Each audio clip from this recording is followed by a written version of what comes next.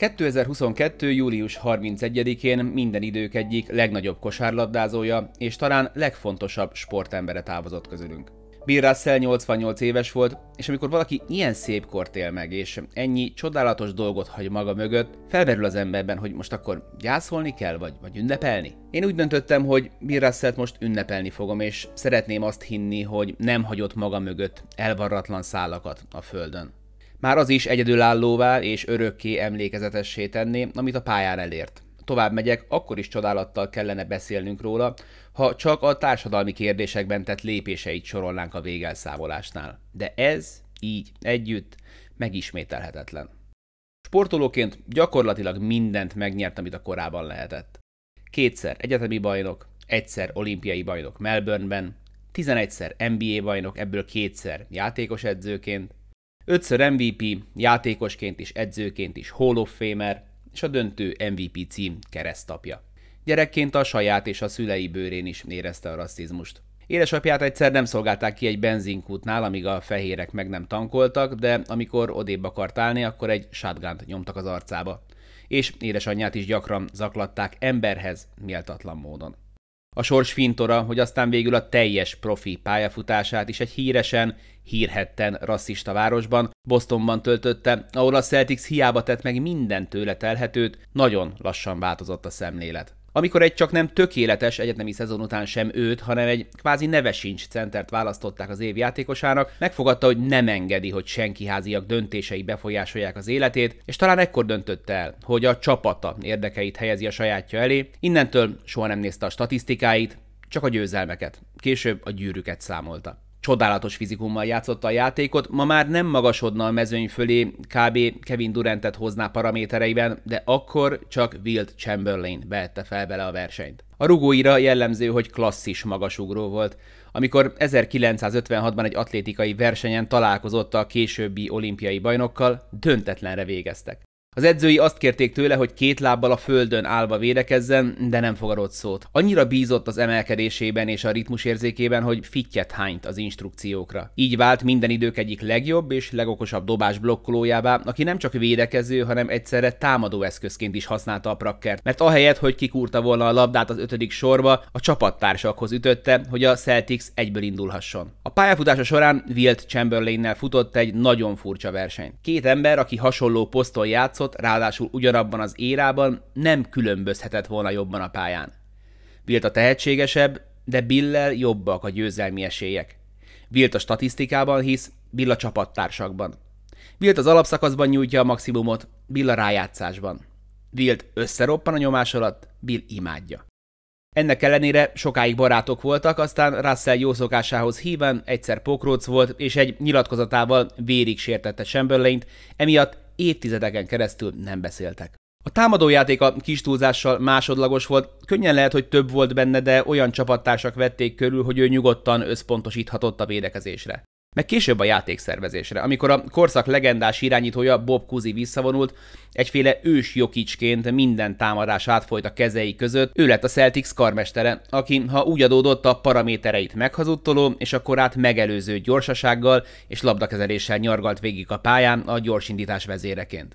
Védőként pedig a besegítések, a lepattanózás és a dobásblokkolás nagymestere volt, 50 pattanó feletti meccsel, de szerette egy fél idő alatt 32-t, és egész karrierjére vetítve is 20 felett átlagolt. A blokkolása még ennél is földöbb túlibb volt. Nem készültek hivatalos statisztikák, de meccsenként 8-10 prakkert osztott ki, és a rájátszásra még egy lapáttal rátett. Bill Simmons Dennis Rodmanhez hasonlította, azzal a nem elhanyagolható különbséggel, hogy úgy passzolt, mint Bill Walton, olyan fizikuma volt, mint David Robinsonnak, olyan hőfokon égett benne a győzni akarás, mint Michael Jordanben, és olyan tempóban blokkolta a dobásokat, mintha Rudy Gobert a WNBA-ben játszana. Ezt a korszakot, amiben játszott, nagyon nehéz megítélni. Alig maradt fent archív felvétel, a ma használatos statisztikák jelentős részét még nem is jegyezték. A bajnokságban 10-15 csapat indult. Nem volt még tripla. De az, hogy a Celtics a 11 gyűrűt Niemandok ellen nyerte volna, az arcpirító csúsztatás. És ehhez köthető a legdurvább Russell stat. Hiába Boston egy fölény, a pályafutása során 10 alkalommal játszott 7. meccset, ami sok szempontból más, mint mondjuk egy Final Four döntő vagy egy Super Bowl. Ott már nincsenek meglepetések, minden lapot kijátszottak a felek. A 7. meccsen a legtöbbször az okosabb, a tehetségesebb, az erősebb győz. És mégis, Bill Russell mérlege a 7. meccseken 10-0 volt. Ennek ellenére a megítélése sokáig felemás volt, és ahogy megyünk előre az időben, egyre több a torzító tényező. Russell örökségének meg kellett küzdeni azzal, hogy olyan területeken alkotott maradandót, ami már élőben is csak a szakavatott szem számára volt látható. Ráadásul az elérhető statisztikák sokszor nem támasztották alá a dominanciáját. És ne feledjük, egy fekete játékosról beszélünk.